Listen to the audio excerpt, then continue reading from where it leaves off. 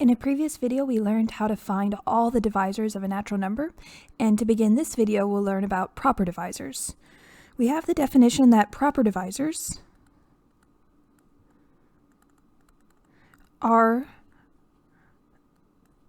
of a certain natural number are all the divisors of that number, so what we did last lesson, except the only exception is we do not have the number itself. So for instance, if we're talking about the proper divisors of 10, we know all of the divisors would be 1, 2, 5, and 10. But for proper divisors, what we do is we just leave off the number itself. So it's just 1, 2, and 5.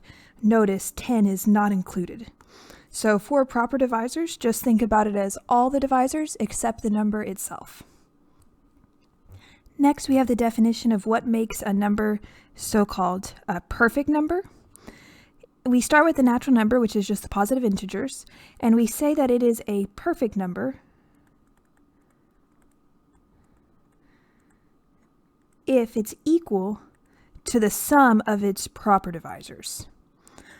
So what we would need to find out if a number is perfect is we would first find the proper divisors of the number, and then second, we would see if the sum of these proper divisors equals the number itself. So here we're going to see if 28 is a perfect number. So step 1, we think about all of the proper divisors of 28. And again, this is think about what are all of the regular divisors, and then just don't include 28. So I recommend you take a moment, pause the video, and write out all the proper divisors of 28, unpause to check your work. And we would find the proper divisors of 28 to be 1, 2, 4, 7, and 14. Notice we don't include 28 because for proper divisors, you don't include the number itself. Step 2 is we're going to add all these proper divisors together and see if it equals the number 28. So 1 plus 2 plus 4 plus 7 plus 14, that is going to be equal to 28. So that does equal 28 when we add it together in our calculator. So since the sum of the proper divisors equals the number itself, this means by very definition, 28 is a perfect number. So this is just a way we describe certain numbers that have this behavior with their proper divisors. Okay, now the next little bit is not going to be on the exam or quiz. It is just mentioned to kind of give us a view of maybe some different pieces of mathematics that we haven't seen before. So realize that this is not going to be on the quiz or exam, but just listen just out of possible interest. We call two natural numbers A and B amicable or friendly numbers if the sum of the proper divisors of A equals B and the sum of the proper divisors of B is A. The smallest pair of amicable numbers is 220 and 284. So what this means is if you took the proper divisors of 220 and added them all together, so if we look at the sum of the proper divisors of 220 and add them all together, you would get the number 284, and the reverse is true. The sum of the proper divisors of 284 equals 220. Now both of these are very large numbers and also relatively divisible, so it would take some time to find their proper divisors and add them all together, but this is true. And one very interesting thing to note is this pair of amicable numbers was known to Pythagoreans, which date to the 6th century BC. So it's really amazing to think that far in the past, people were interested in these numbers and looking at it, and were able to find this very neat characteristic literally thousands of years ago. Now, it was not until 1636 that the next pair of amicable numbers were found, and they were found by Fermat. This second pair found chronologically are the numbers 17,296 and 18,416. So think about this. In the 1600s, Fermat found that these two numbers, if you find all their proper divisors and then add them together, the sum of each proper divisors is the other number. So if you could just try to think about the computational complexity of that, it's really astounding. And also, he didn't just find these in one go, I'm sure. It was a serious search to find these two numbers. Now, in the following centuries, many more were found, and now we have found nearly 12 million pairs of amicable numbers. So to this date, there's 12 million pairs identified, and we are unsure, there's no known proof, whether there is a finite or infinite number of amicable numbers. So that's still an open question. Okay. The next interesting thing that we're talking about but won't be on the quizzes or exams is Goldbach's conjecture. Goldbach's conjecture is that every even number greater than 2 can be written as the sum of two prime numbers. So seeing that in an example, 8 is an even number, and notice it could be written as the sum of 5 plus 3, both of which are prime numbers. Okay. Also 10 is an even number, and it could be expressed as 5 plus 5, prime plus prime, or alternatively 10 could be written as equal to 3 plus 7, both of these are prime numbers.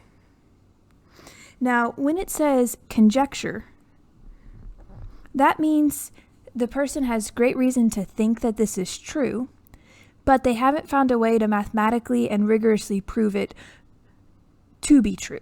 Okay, so what's waiting is an actual proof that shows that this holds for all even numbers. So conjecture means we think it's true but don't yet have a proof. Theorem is we know it's true because there's been a rigorous mathematical proof.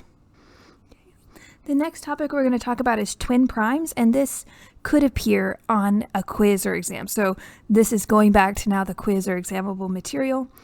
If you start with prime numbers that are only distance 2 apart, we call these twin primes. So the name is pretty descriptive of what it is. For instance, 3 and 5 are twin primes, as are 5 and 7, as are 11 and 13, and you could find more twin primes greater than that. So we have a conjecture in mathematics that there are infinitely many pairs of twin primes. So that means that there is always another pair of twin primes, even as you go farther and farther out in the list of prime numbers. Now, this is still a conjecture. People have reason to believe it's true, but we don't yet have a concrete proof. Recently, 2 mathematicians have made progress in proving both the twin primes conjecture and the Goldbach conjecture, though a complete proof is not yet known. So if you're asked to identify whether 2 prime numbers are twin primes, you would just ask yourself, are they distance 2 apart? Now, hopefully you viewed within the lecture video quiz the few videos about Fermat's last theorem. This is really an astounding result, and it's one that I can't explain as well as the people that I cited in the other videos, so I hope that you watch that. Know that this page is not going to be tested over, but it does provide a brief outline of what is Fermat's last theorem. Okay, the historical idea of it. In the 1600s, the same Fermat that we've been talking about before made a conjecture that a to the n plus b to the n equals c to the n is not true for any n value greater than 3. So this was conjectured in the 1600s, and it wasn't proved until the 1990s. And it's really astonishing to read about how it was proved and by who, Andrew Wiles. So I recommend you view those videos if you haven't already. Now, Fermat is a name that we've seen repeatedly in this chapter's lecture videos because he made a lot of great contributions to number theory. And one of the other theorems that was proved by Fermat in his time is that every odd prime number can be expressed as the difference of 2 squares in one and only one way. So there's kind of 2 things to this statement. First, there exists a way for every odd number to be expressed as the difference of 2 squares. The second part of the statement is there's only one way to do it. So this is what we talk about in mathematics as the existence part of the theorem and then the uniqueness part of the theorem.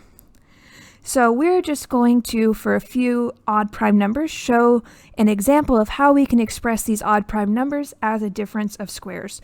And as a reminder, difference in mathematics is representing the idea of subtraction. So that means we're going to be subtracting 2 squares, and what squares mean is you take some natural number and then you square it.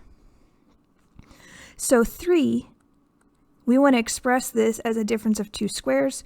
So we know we're going to be subtracting something. And then we want to think, what are numbers that when we square and then subtract them, their difference is 3 apart? Okay. Consider we know that 2 squared is 4. 1 squared is 1. Notice these are 2 squares that are 3 apart. So if we had 2 squared minus 1 squared, that would be equal to 4 minus 1, which is equal to 3.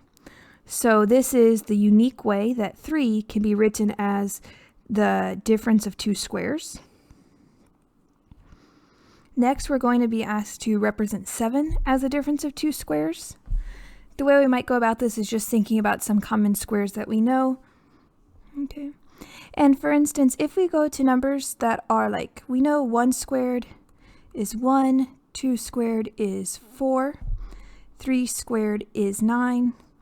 And right here, if I'm just seeing if either of these would fit the bill, notice if I try to subtract 3 squared and 1 squared, it would be distance 8, which doesn't work. We're trying to find distance 7. If I tried to subtract 2 squared from 1 squared, that would be only 3, doesn't work. 9 from 4 is only 5, that doesn't work. So I just keep writing down more squares. 4 squared is 16. Now we ask ourselves, what would 16 minus 9 be? And that would actually be 7 exactly. So that's going to be our difference of 2 squares that represents 7. So we would write 4 squared minus 3 squared, which we know is equivalent to 16 minus 9, which is our value 7. So this is the unique way to express 7, the odd prime number 7, as the difference of 2 squares. Okay.